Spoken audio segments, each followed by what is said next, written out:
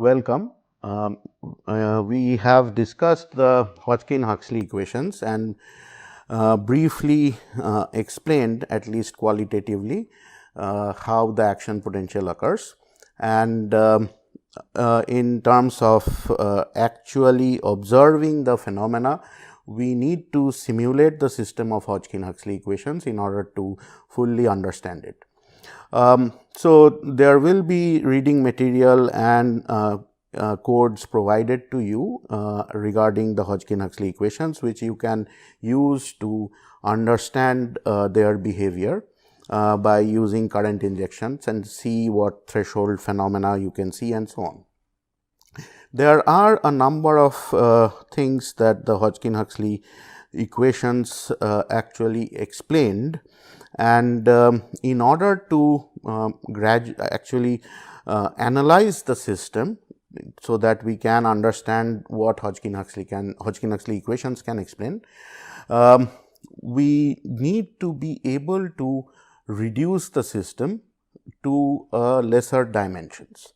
So, the system of equations is essentially made up with this vector, let us say x, which is the set of 4 state variables v, m, n and h. Now, the system of differential equation essentially is this is the derivative of x, which is the vector v dot, m dot, n dot, h dot, which is our some function of this vector x. So, in this case what we have is f1 v, m, n and h, f2 v, m, n, h, f3 similarly, f4 similarly, or we can call them fv, fm, fn and fh. So, this is this entire system of equations. It is difficult to visualize and apply a lot of techniques that have been already developed to understand behavior of such systems of equations.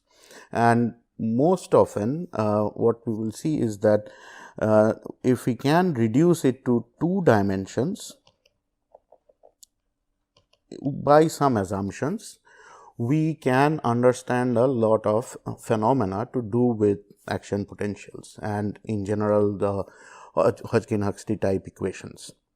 So, what we mean by reducing it to 2 dimensions is essentially making certain assumptions, and these assumptions have to be meaningful. Meaningful in the sense that they have to be proper assumptions for a range of parameter values or a region of the phenomena that we are trying to understand, not throughout the entire period of the phenomena, but maybe a part of it. So, the pointers here are if we can see already that m is very fast, very fast, n is intermediate and h is very slow.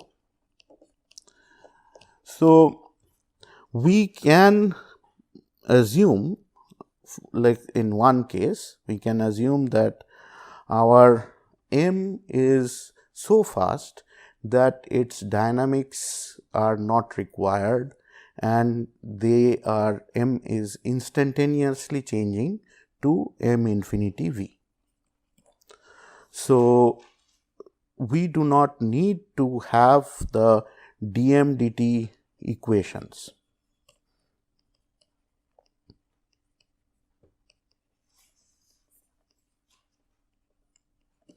So, this equation is not required anymore, and m in the Hodgkin-Huxley system of equations can simply be replaced by this m infinity v.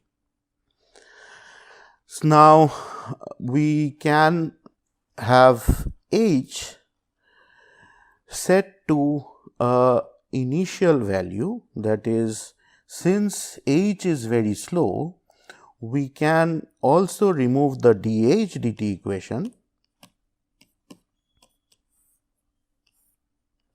and replace h in the Hodgkin-Huxley equations by the h infinity v initial value, or v 0, let us say.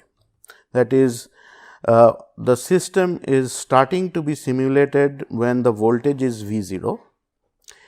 We can, let us say, assume that h is so slow that h is not changing at all, that is, it is at the original value, it stays at that value from the very, as it was in the very beginning. So, we got rid of two variables here, one is m and the other is h. So, we are left with essentially a system of two equations, that is v and n. So, now obviously, as we mentioned, these assumptions need to be meaningful. So, that means that the system of equations, this reduced system of equation, has to work in a small range of values or small region of parameter space. So, what we mean is that we cannot explain behavior here that depend strongly on m, that is, the very fast change in kinetics of m, which is we will not be able to explain the threshold phenomena. So, remember that we require the voltage to gradually come up fast and faster and faster till the threshold is reached, and then it goes even faster to produce the action potential. So, if the dynamics of m are removed from this whole set of equations, then we will see that the true threshold nature of of neurons cannot be explained without the m. And similarly, since the time scales at which h starts to change, we won't be able to accurately show the behavior of the system with the v and n kind of system. So, what we have is something that is called the v n reduced system, where m is fixed to m infinity v and h is fixed to h infinity v naught, where v naught is the initial voltage. So, now that we have only dn dt and dv dt to govern the system. So, this will be meaningful in only intermediate time scales, not the very early time for the current injection period, if we are trying to explain the action potential. And obviously, it is also not very useful to explain inactivation behavior, or after the action potential is after the potassium channels have brought the action potential down or the voltage down to complete the action potential, the behavior after that wouldn't be accurate in this case, because the dynamics of H are gone. So, but it will allow us to understand the behavior at the intermediate time scales. Now, we can extend this whole idea going forward, where we can set the n and h to their initial values and have the m dynamics included. That since n and h are both extremely slow compared to m, we can say that we can have a Vm reduced system such that n and h are not changing, they are set to their initial values. This kind of a system will allow us to see the behavior at the very beginning of the action potential, to understand the threshold phenomena, so to speak. And in this case, as you can see, if we have a VM reduced system, we wouldn't even be able to model the action potential, because potassium currents are gone and H is not there. So, once the voltage increases and M reaches 1, we cannot bring it back down, or rather whatever the potassium channels did, that phenomena is gone. So, we cannot, the voltage will not change since M is 1 and that it will stay there. So, we cannot model the entire action potential, but we can model the very beginning part of the action potential and explain threshold behavior with the VM reduced system. So, we will go into these kind of analysis when we talk more about the Hodgkin-Huxley equations, but to develop the kind of tools that are required to understand these two-dimensional reduced systems, we will study a set of equations which are called the Moris-Lecar equations. So, this is very similar to Hodgkin-Huxley equations.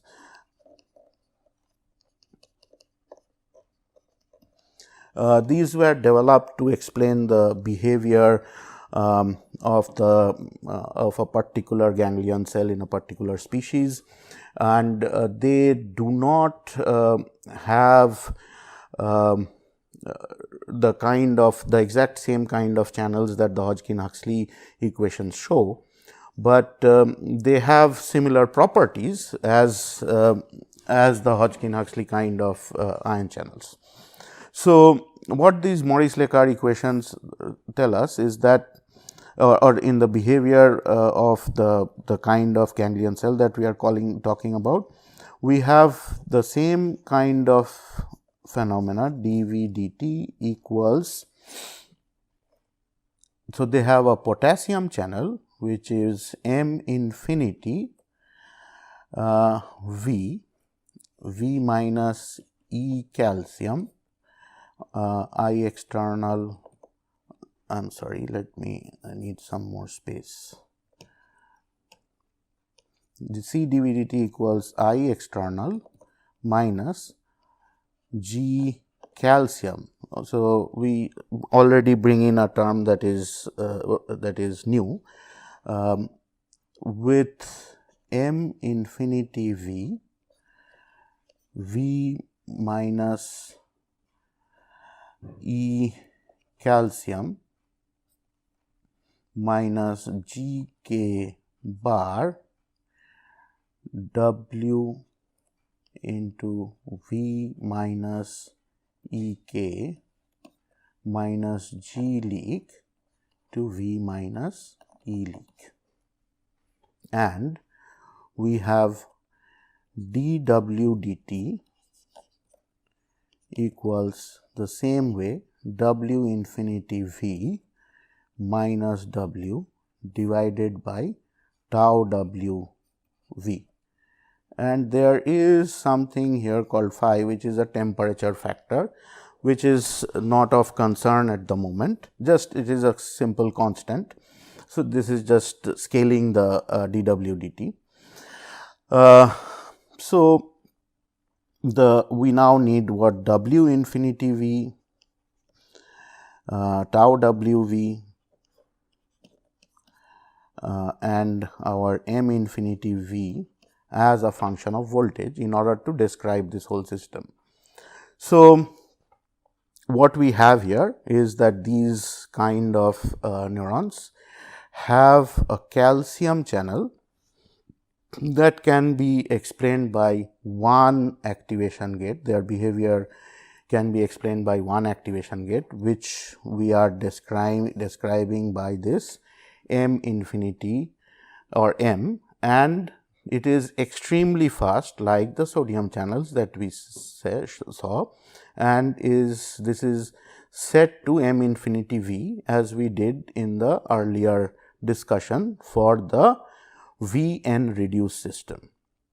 They have a potassium channel to explain their behavior also, that is described by the gating variable W, and this is only one activation gate, and the W behaves with the same kind of first order kinetics that we had in the Hodgkin-Huxley equations, which is the second equation here. And V leak, V minus E leak are also as just what we had before. So, here the parameters C, I external of course is in our control, the G calcium, G potassium, G leak, EK, ECA are all obtained experimentally and is provided if someone simulates this system of equations. And we have a few other parameters that describe the W infinity V and tau W V and M infinity V. So, what we have for the M infinity V is half of 1 plus tan hyperbolic V minus V1 by V2. So, this is another parameter, this V2 is another parameter added to the list. So, those are again experimentally and empirically determined, and this is the best functional form that the Moris-Lecar, I mean the people who developed the model, they came up with. This is explaining the data the best, and V1, V2 are obtained from that data set. Similarly, W infinity V also has the same form, which is half 1 plus tan hyperbolic V minus now V3 by V4. So, V3 and V4 essentially describe are the new parameters that describe the W infinity V, and essentially as you can imagine, if you were to plot this, remember they are going to be like the activation plots that we had for M infinity V and N infinity V. That is, they would look very much close to a sigmoid. They are obviously not a sigmoid. This is the functional form that is best explains those plots for these particular neurons. And now tau WV is again best explained by twice cosine hyperbolic V minus V3, the same V3 over there by V4. So, if we are provided with this V3, V4, V1, V2, then we have how the tau W changes with V, how W and M change with M infinity change with V. So, with all the other experimentally determined parameters and these functions, we have whatever is needed to be able to simulate these equations or numerically solve these equations, which is that the first equation with the dV dt and the second with the dW dt. So, this system of equations is what is our Moris-Lecar equations, and this set of equations will tell us a lot about how the action potential behavior and a few other things. So, if we now think of solving a set of differential equations like this numerically, let us say this is the C dV dt equals I external minus the I calcium minus I potassium minus I leak. We can replace those terms by the G calcium bar with the gating variables, and we have the dW dt here as W infinity V minus W by tau W V. So, to solve these equations, as for any system of differential equations, we obviously need a starting point or initial condition. So, if we are trying to simulate this equation, often the starting point can be the resting state or the V rest, which can be determined from these set of equations numerically, and that would be the value at which the total current is 0. When there is no current injection, the total current is 0, and there will be some V rest. Now, the solution to this set of differential equations would be of something that shows how V is changing as a function of time. If we start at V rest and W starts at W infinity V rest. Remember, what we mean is that we are at V rest for a long period of time, which means W's initial value is W infinity V rest, that is the steady state value, and obviously the initial value of V is V rest. So, from V rest, how the system is evolving over time is what is V t, and it is the solution that we are seeking for some kind of phenomena. I mean, we can have a perturbation of the system to move it from V rest with a current injection or a voltage clamp, what have you. We can solve these equations and try to understand what is happening, and parallelly we also will get how W changes with time. So, these are what we are seeking for different initial conditions of V rest and W infinity. So, if we now think of the V and W going forward as a pair of state variables, we can always plot them on a plane with V, let us say, on one axis and W on the other axis. What we have here, let us say, is V on this axis and W on this axis. And the initial condition, let us say that V O and W, let us say, is some particular W 1 and V O. If we start the system at this particular point, the solution to these equations is simply going to be a curve in this plane. Whatever. That is, this curve shows how V and W are changing together over time. So, time here is along this curve. So, at the next instant it is here, the instant following it is here, and so on. So, gradually the system is moving. That means, we are showing how V and W is changing with time. So, this is our solution. What we do, what we call this plane is the phase plane, where V and W are the state variables. So, if we want to understand the behavior of V and W in this, we must note that at any point in this plane, let us go, V is here and W is here. If we consider this particular point, let us say,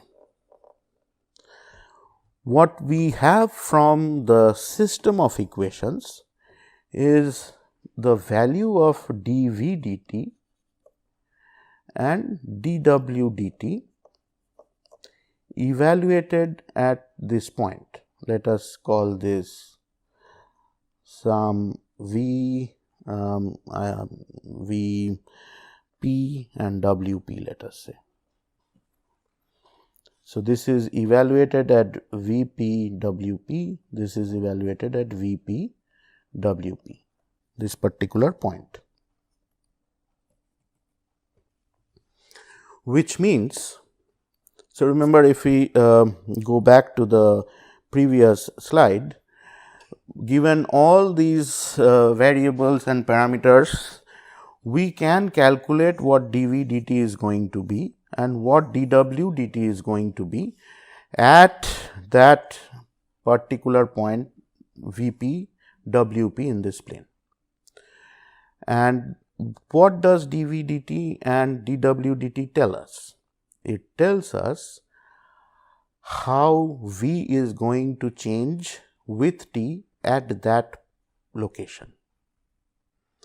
Similarly, dW dt is going to tell us how W is going to change at that location, which means if we think of dV dt as a direction and dW dt, that means that if we think of dV dt as the movement of the system along this V axis and dW dt is how the system is going to move along the W axis, then the two together gives us the net direction of flow. If this is the size of dW dt, this is the size of dV dt, and if it is positive, then on the positive direction in these two directions. So, the net effect is that the system will try to move in this direction if it were here.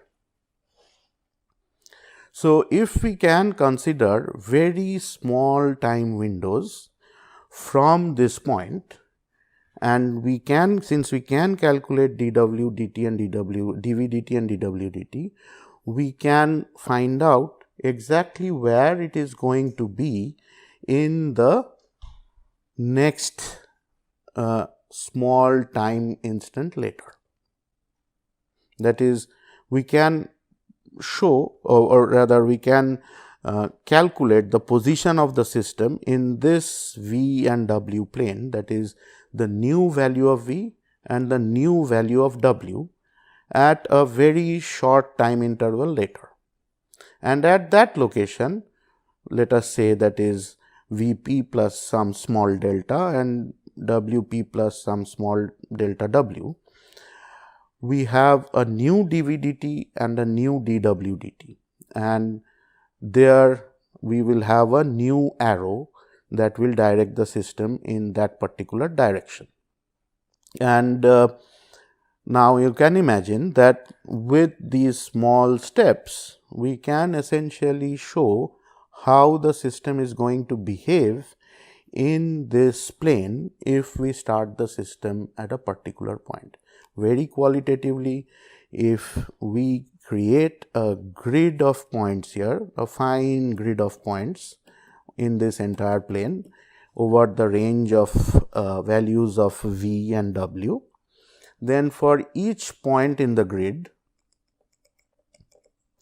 we have a dV dt and dW dt, and we can plot tiny arrows, which is what we call a quiver plot, that tells us how the system is going to move at each and every part of this space. And if we can somehow plot these arrows, we can actually predict how the system is going to behave quite well, in the sense that we can say whether it is going to go to this direction, or ultimately going to go to a particular point or not, and so on, which we will see. Of course, ideally it is best to be able to numerically simulate the system, as we were discussing with those small time steps. The problem is that those small time steps has to be determined in the sense that how small is good enough. And for that, we have solvers that help us simulate these systems as fast as possible, so that we do not have to simulate them at extremely small time steps. which is going to be very time taking. So, those ideas will be there in the codes that will be provided to you for simulating this system and understanding the behavior of the Moris-Lecar equations. So, we will continue from here to with the Moris-Lecar equations to understand lot more things about these Hodgkin-Huxley set of equation or this type of equations and how to understand their behavior. Thank you.